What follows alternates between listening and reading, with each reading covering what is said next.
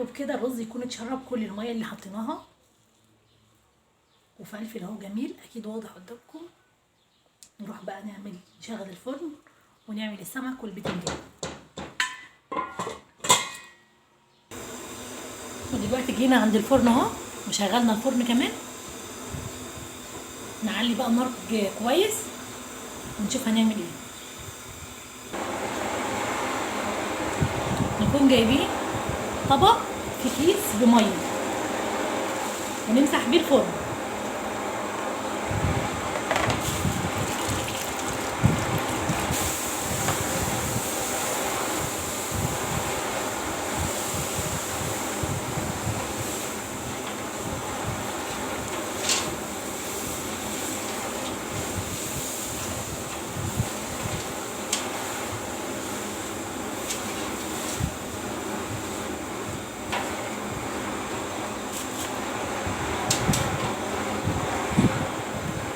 وبعدين نجيب السمك نحط عليه الردة كده ونعمل كده.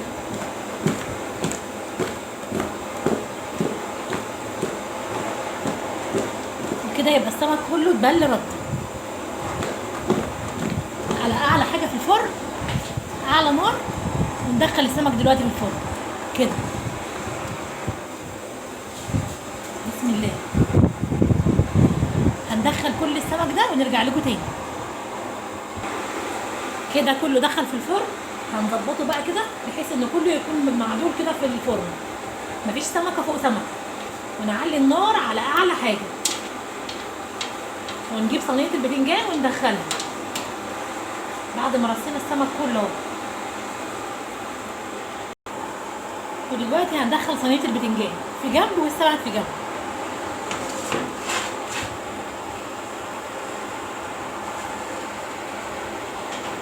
على اعلى نار موجوده في الفرن،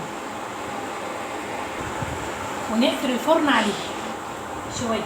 ما نقفلوش كله عشان ما يطفاش، بنقفله ونسيب في حته مفتوحه.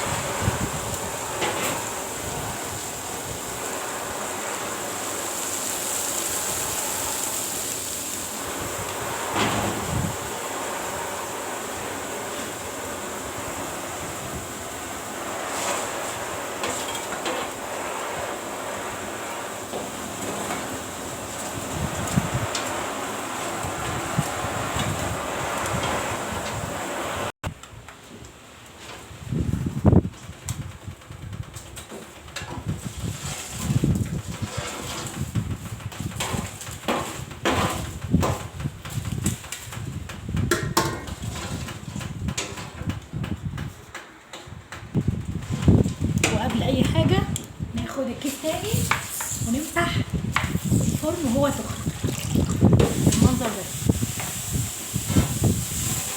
عشان يبقى نضيف. ولما تعملوا اي حاجه تانية ريحه السمك ما تجيش فيه.